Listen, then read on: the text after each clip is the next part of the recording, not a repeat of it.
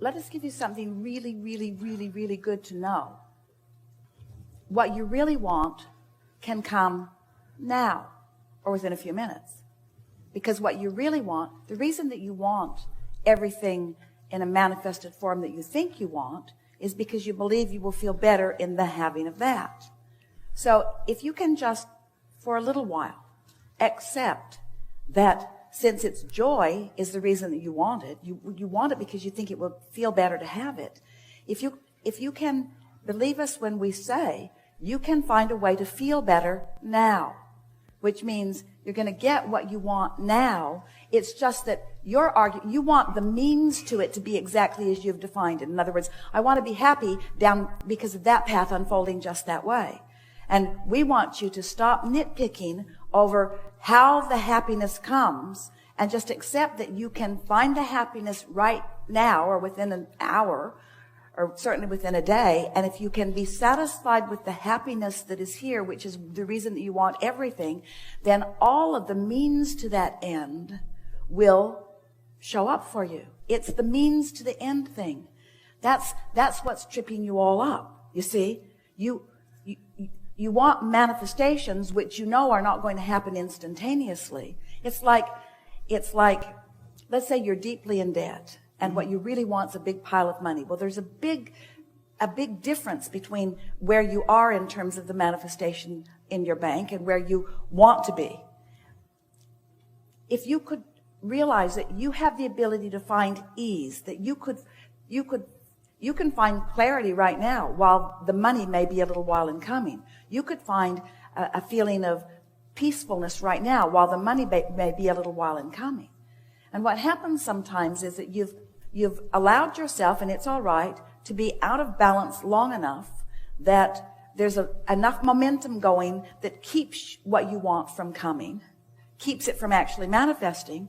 And your belief, a lot of people have it, it's a flawed belief, is that I have to get that before I can feel better. And if you can get that turned around in your mind, first I need that and then I will feel better. I need this before I can feel better. Once I get the job, or once I get the lover, or once I get the whatever, then I will feel better. And that's the flawed premise. If we can convince you that you can feel better anyway, you can feel better anyway, you can feel better anyway. And what puts you off on that is that you think, oh, Abraham, you just want us to feel better so that we can live with not having what we want.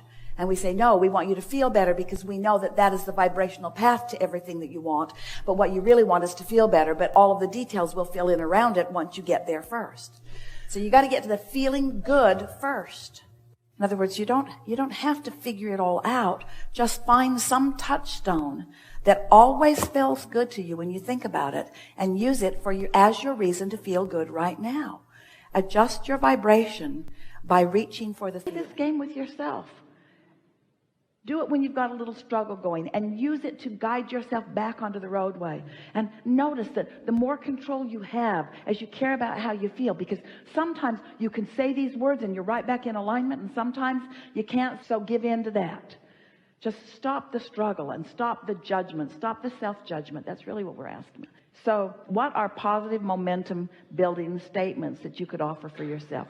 What's a really base statement that you could make? Something that's right at the core of who you are. Things are always working out for me. That might be a little too advanced. You might not believe that. I'm a good person. How about this one? It is what it is. Everybody can get there. It is what it is. It is what it is. How about this? I give up. I give up. I give up the struggle. I give up the battle. I give up the deception of control. I give up the uncontrollable. I give up the deception of control. I give up. I give in. I give in. I give in. I give in. I give in to what? I give in to my ultimate well-being. I give in to my goodness. I give up the battle and I give in to my goodness. I give in to what? I give in to alignment. Is it moving you in any way? You're giving up the battle and you're giving in to alignment. You're giving in to your goodness. You're giving in to the inevitable worthiness that is you. You're giving in to the unfolding of life.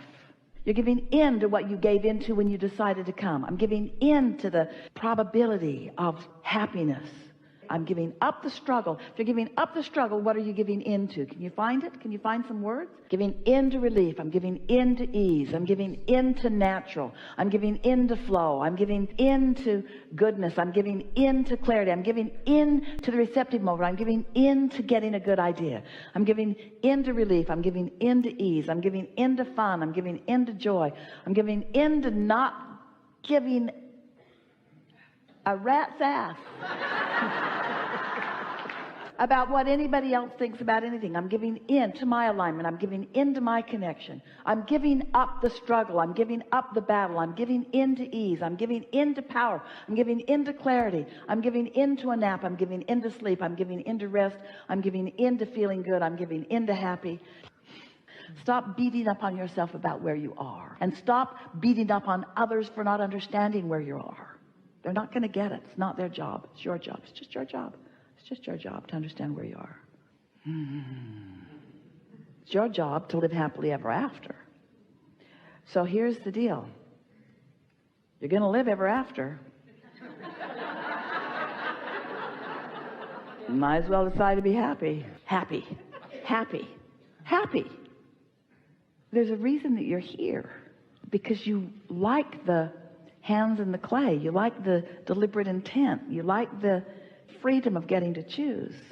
You like the benefit of being out here on the leading edge where all the juice is. You like that feeling. You like that feeling of the thought turning to the thing and you getting to witness it and guide it. You like the deliberate control of the inevitable natural happiness that is the way you are, you see. Do you feel easier about life?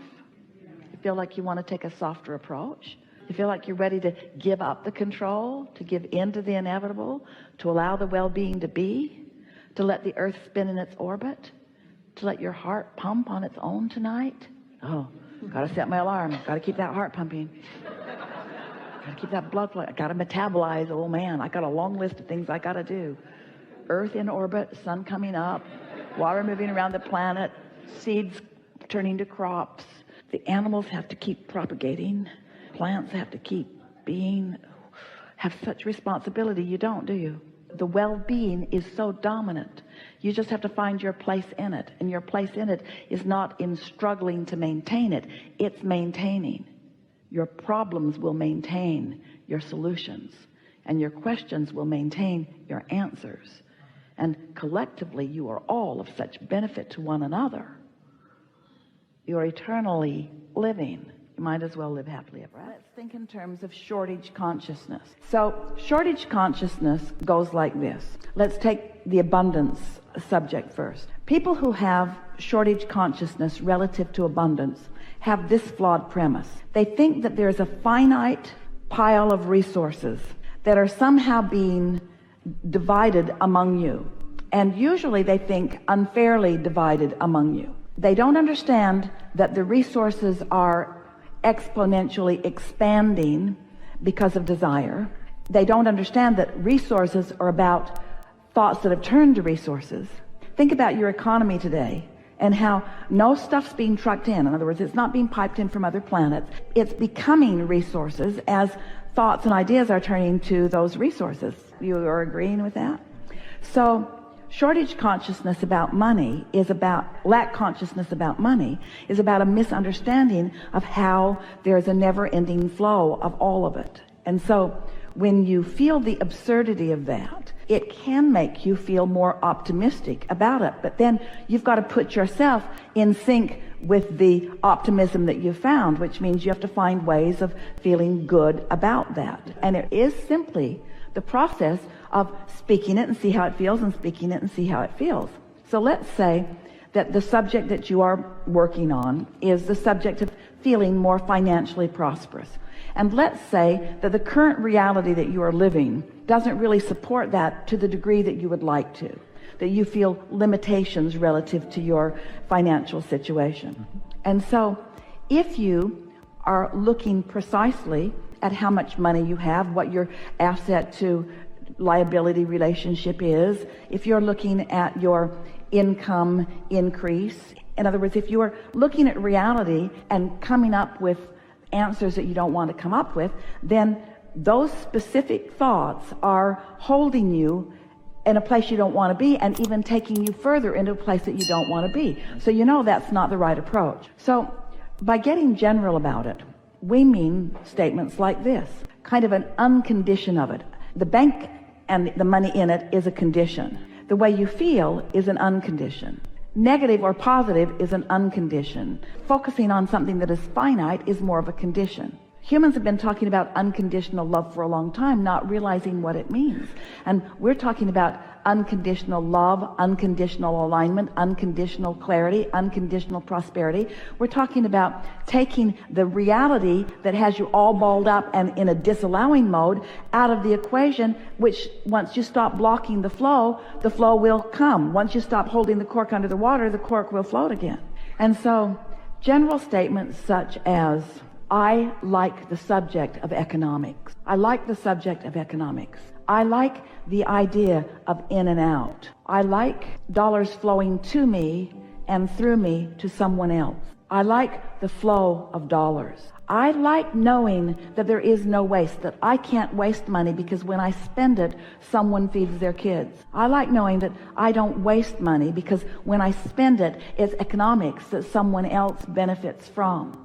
I like dollars flowing through me. I like them flowing in and I like them flowing out. Stance, you've got to find the emotional stance in order to allow it to flow. And you can tell when you do. So whether it's clarity shortage or money shortage, doesn't matter what the shortage is. In every case, the shortage is caused by you, and don't be hard on yourself, by the beliefs you've picked up along your physical trail. Well, it's logical that if you're in an environment where people are worried about money, where they're telling you that you're wasteful, where they're conveying to you that if you utilize that resource or whatever it is, that you are squandering it or wasting it, because humans are accustomed to looking at things in a finite way. And yet it's so interesting to watch your weather patterns and the way you create your floods and drought, because the water is proportionate to your desires and needs, but it flows sporadically because of your blocking it off and not allowing it to. And the abundance of dollars and the abundance of clarity, the abundance of ideas are the same. It's an individual thing, much more than you know. But you don't see yourselves as individual because you are so aware as you are looking out into the population of your world of what others are doing. We're just asking you to try a little bit, to think thoughts that feel better to you when you think them, and watch what happens to the prosperity that you begin to allow into your own experience.